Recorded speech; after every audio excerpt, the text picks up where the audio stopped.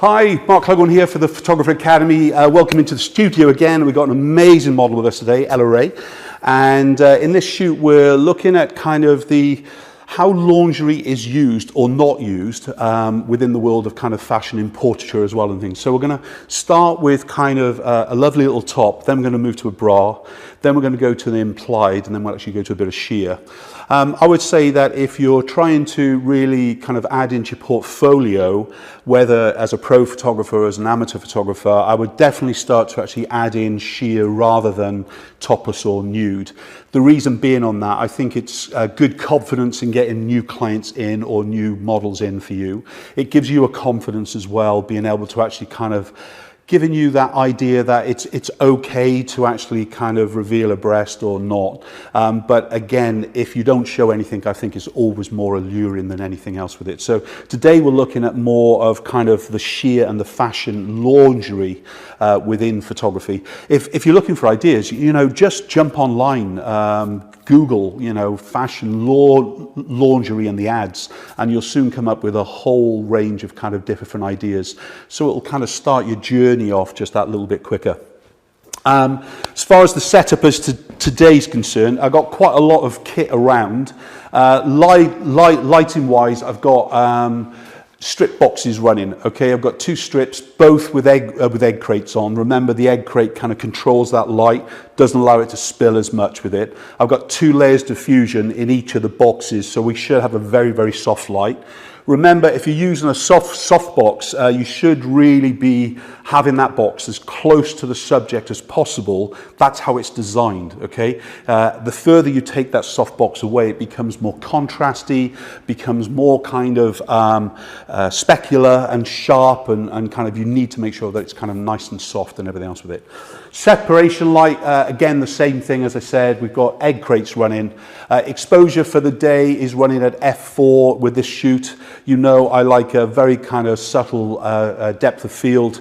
So I basically want to make sure that nose to actually ear is sharp in portraiture, and then nose to the back of the shoulder blades is sharp, and then we'll let anything else go. f4, 85mm lens, 50mm lens will give me that time and time again. Once I start to actually go into more like the 2.8s, we're going to start to actually just keep the sharpness from nose to ear. Everything else is going to start to pop away and focus then and things really. I've just got some of the backgrounds up. Looking at Ella Ray's kind of outfits before we kind of chose what we're going to shoot with. I kind of had the original master up, but because we've pretty much got all the browns in the color palette, I want to actually keep to it. So pretty much I know most of what I shoot, you know, is black and white, yeah? But with the beautiful kind of colour skin that she has, the hair, and the actual clothing, the colour palette really does kind of make us kind of think, well, shoot some colour, Mark, yeah? So we're just ready to actually bring that touch of colour in as well. I just don't want touch of colour as far as the skin is concerned. I forgot to say, when we're talking about the lighting here, I've set a sandwich up, okay? So we've got the key light running about the 4 o'clock position. We've got the separation light running about the 11 o'clock position. Those two are opposite each other, which means the subject in the middle of the bread, as it were, yeah, that's where we get the sandwich technique from. And that's pretty much going to give you good separation and so on. Remember, by design, usually the female body is always turned away from the key light. To do that, we give a 3-dimension to the breast, a 3-dimension to the body, and it thins every client. A bloke tends to actually be turned towards the light source, tends to give more breadth. I've got enough breadth as it is, but I've got more width and everything else with it and things. So when I want to kind of make a woman look stronger, I can start to put the more masculine lighting onto them and the posing onto them. When I want a woman to be more kind of feminine and relaxed and so on, then we go back to the classics. And the same with a man, you know. If I've got a male shot to do, in this pretty much the same way, if I need to bring a little bit more of a femininity to the pose and to the light, we just simply turn the body away from the light source with it. So as you're aware by now, the orange cable is the tether tools cable coming across into the laptop, and off-the-shelf laptop, nothing special at all, and we're shooting into Capture One. Enough about me, let's get Ella in and we'll start the shoot. Darling, come on in for me if you can. So let's get the first shot done. So going to turn the body around towards here. Let me just move that background. So shooting specifically kind of a 3/4 length. So just down below the kind of the zip of the pants. Make a decision on the composition, then shoot it. Quick test there, Ella, just to make sure everything's good, darling. 1 second. So we're kind of in black and white mode, which is pretty cool. We're not ready to do the shot yet. We haven't animated Ella at all yet, but we can see with the separation light running down this side, it's given a lovely kiss of light to each of the breasts as well. But the main light source is really doing its job. It's given that three-dimensional look and feel to the whole body. If I don't want the background to be lit, obviously I've got to shield it more or just shoot with one light. I'm just going to go into group 1. Straight at me, Ella, please. Slowly, relax down. So this is just our group 1. This is just the light coming in from the right. Gives us a little more kind of dynamic, a lot more editorial style of image, yeah? When we're basically shooting with both lights, I always say that if you shoot with both lights, you add a £5 onto the image, or 100 quid, depends on where you are in your career. The separation is good, but again, it's not always what you want to do. And if we look to the screen, we've got a really kind of powerful shot there. The only other way, if we wanted to kind of help it, would be to kind of bring the likes of a flat in, yeah? But in this case, because I'm using a gridded light, basically what we've got is, we haven't got the option to bounce light back and forth and things really. Let's kind of just bring it into shot though in case.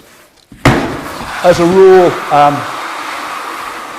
if you're looking to add some depth of field, or some depth of shadow I should say, reflecting and filling that light is really what we want to achieve and things really, okay? So reflector will help. Obviously the more you control the light, like with the egg crates, the more it's going to constrict it, it won't bounce as much. If I kind of take the honeycomb off the actual front of the soft box, it will allow it to bounce a lot more, of course. Right, let's do that shot. Ella, I'm just going to bring that really close to you. Darling, I'm going to turn the feet round towards that way for me. Turn the head back to me just a touch. That's gorgeous there, darling. Let's keep it. Great. So there's our group 1. It's just got the little bit of fill. You can see the difference now. The more I move this to me, the less it's going to do it. What you've got to be aware of more than anything else is overfilling. If you can, try and basically avoid from getting that reflector too close to the subject, because basically all you're going to do is flatten and fatten the subject no matter what, and obviously then it's just kind of flat lit and it's not going to be really kind of good fun. So think about the position. You'll know on the other side of this as well, yeah, is black, and because it's black, it's obviously going to subtract if it was turned around the other way. Okie doke, let's shut up and get on with it. Let's do some shots. Right, Ella, that's gorgeous, darling. Turn the head this way a little bit. Oh, no. If it does, it's very light. Here we go, that's great. And Brandon broke it. Okay, in 20 odd years, I've never broken a... Anyway, let's not go there. Okay, let's do it. Turn the head this way a little bit. Turn the body back, that's gorgeous. Just turn the head, that's gorgeous. Mouth close to me, that's lovely. And again, turn the head this way a touch. Let's bring that separation back on as well, so we'll have both lights. Again, darling, lower the chin a touch. Keep it. Turn the nose this way a little bit. It's lovely. Relax. Nice. You're good, aren't you? It's the first shots we've ever done with Ella. Let's just bring that kind of Old Master greeny, creamy kind of colour in. In fact, I began to move Ella backwards, but I think what I'm going to do is bring the background towards her. Ella, if you mind to move forward just a little bit, please. These portable backgrounds are really good. Especially if you're just shooting headshots or whatever. You know, we've kind of been using these for years. And again, at least they can be pushed further and closer to the subject. Obviously, with Ella being moved, and now back again, it was. Always make sure your softbox is secure, yeah? Okay, Ella, lovely, darling. Turn the body this way a touch more. Let's bring the hands up just above the actual the jean line, just a touch. Do you know, let me just I think I'm going to go back to that frigging lens again. Honest to God, make it up as you go along, Day. I am. No, I'm not. I'm going to move backwards. Great. Okay, that's it. Let's do it, Ella. Keep it, darling. Just making sure that the camera is being seen by capture one. Okay, Ella, turn the body this way a little bit more, darling. Let's go just there slowly. Let's just check it. That's great. Okay, let's do it again. Okay. So now that we've got the kind of the background in place, you're good, you are, aren't you? Excellent. I love working with a new model. Relax. I'm going to just swap it into color. Remember, we're not doing anything fancy on screen. I shoot in camera, as you know. Let's just swap it back into color. Theoretically, I don't have to worry about it because remember that I'm shooting a RAW and a JPEG file. When I'm shooting a RAW and a JPEG file, it means that even though you're just seeing the JPEG image here, basically what we've got is that image still in the RAW as well with it, okay? So we don't have to worry about it as much. But I always like you to see how I'm seeing it in my head. Let's have a look at that color. I think it's really going to work well, Ella. Turn the body that way a little bit. That's lovely. That's good. Let me just have a look at the color. That's gorgeous. Let's do it. Okay, lovely. It's there. Turn the head a little. That's lovely. Straight at me. Eyes. That's lovely. It's there. And again. Okay. Let's just turn your back to me. Let's go to group 4. And just looking off. Just do a little bit of strap work. Just don't look at me at all. Don't look at me at all. That's lovely. Just shooting with that backlight a minute.